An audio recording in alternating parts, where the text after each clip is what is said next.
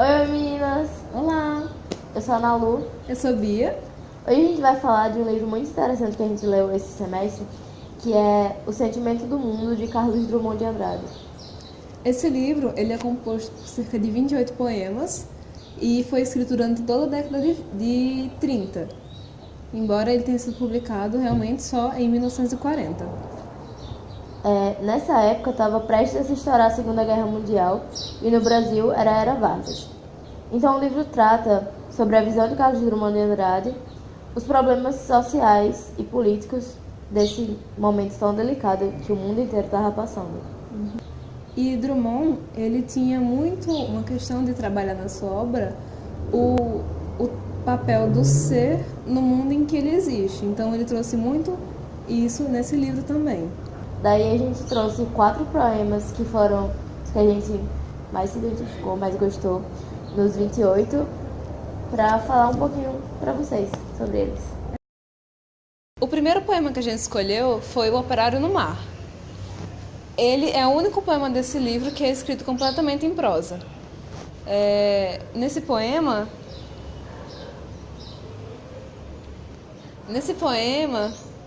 Drummond ele sai um pouco do campo da realidade e entra no surrealismo.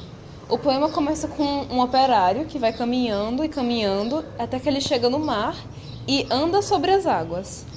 Então ele faz essa relação da figura do operário, que é um símbolo do socialismo, com Jesus Cristo caminhando sobre as águas.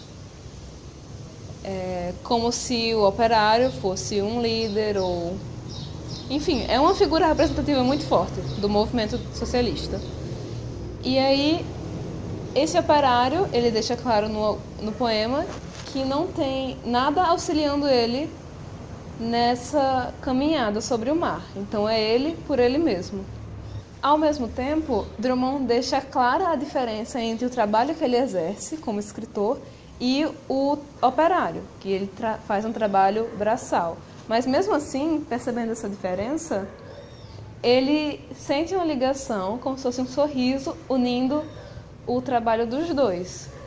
Ele vai mudar o mundo com os seus poemas, seu trabalho, e o operário vai mudar através do movimento socialista.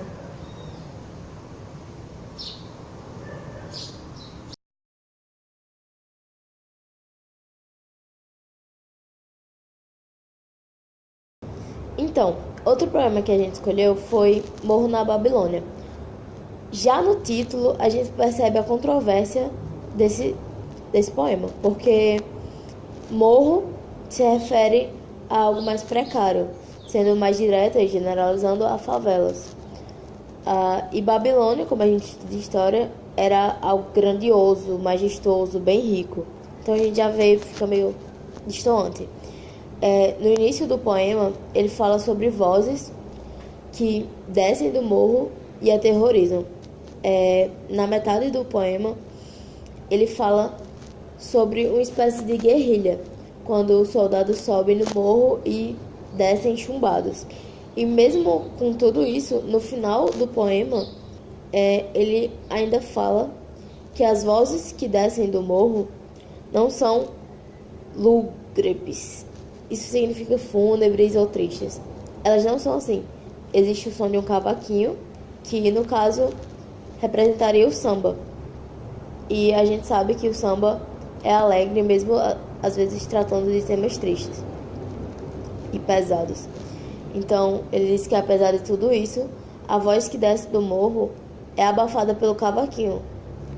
Apesar do que acontece lá, o que sai de lá é algo renovador, meio que feliz. Outro poema que a gente escolheu foi Congresso Internacional do Medo. Ele começa assim: provisoriamente, não cantaremos o amor, que se refugia debaixo dos subterrâneos. Cantaremos o medo. Então, ele retoma novamente aquela questão de Segunda Guerra Mundial. O mundo inteiro sentia medo. Mas, ao mesmo tempo, ele faz questão de frisar que isso é uma coisa provisória. Ele não espera que esse sentimento perdure as próximas décadas. Então, esse poema ele é constituído apenas por 11 versos, mas o autor consegue repetir 12 vezes a palavra medo, de uma forma que o sentimento vai crescendo ao longo do texto. Medo, depois medo. Como ele é um texto modernista, ele não trabalha muito a questão de rima, nem de uma métrica muito certa. O texto tem um formato indefinido, que nem era a sensação que as pessoas tinham sobre aquele momento político. Mas, ao mesmo tempo, no final, ele deixa entender sua intenção sua esperança, na verdade, de transformações futuras, de transformações sociais que vão permitir que nós saiamos desse momento de medo e voltemos a ter a nossa vida indefinida, mas tranquila. Agora eu vou falar sobre Inocentes do Leblon. Como a gente falou no início do vídeo, estava quase para começar a Segunda Guerra Mundial e era Vargas. Então, esse poema ele vai tratar de um assunto bem pesado, que é a cegueira opcional, como alguns falam, que é simplesmente ignorar o que está ao seu redor. Ele vai tratar de um dos bairros cujo metro quadrado é o mais caro do Brasil, no Leblon, e ele vai falar mais especificamente das cargas que chegam aqui. A primeira carga que ele se refere no texto, ele fala sobre bailarinas. No caso, não eram exatamente bailarinas. Eram dançarinas exóticas, prostitutas. Essa história já vem desde balé cancan e essas coisas. A segunda carga que ele fala é de escravos. Esses escravos iam para cá sem ter... Basicamente, quando eles chegavam aqui, eles ajudavam na mão de obra trabalhista, lógico, mas eles só faziam aumentar a população e as bocas passando fome. A terceira carga que ele fala é sobre 1 grama de rádio. Nessa parte, reflete explicitamente o medo da radioatividade. Rádio é um componente químico que é 1 milhão de vezes mais radioativo que a mesma quantidade de urânio. Ou seja, por aí você imagina. Foi esse químico que matou milhares em Hiroshima, pouco tempo depois que o poema foi escrito. Daí, essas 3 cargas que chegavam aqui várias vezes eram simplesmente ignoradas pelos banhistas.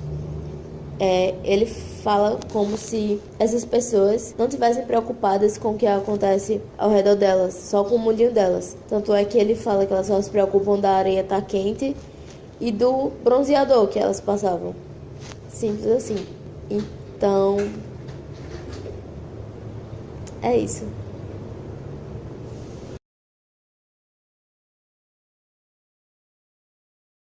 Começa a caminhar e entra no mar. Só que ele fica sobre as águas. Então,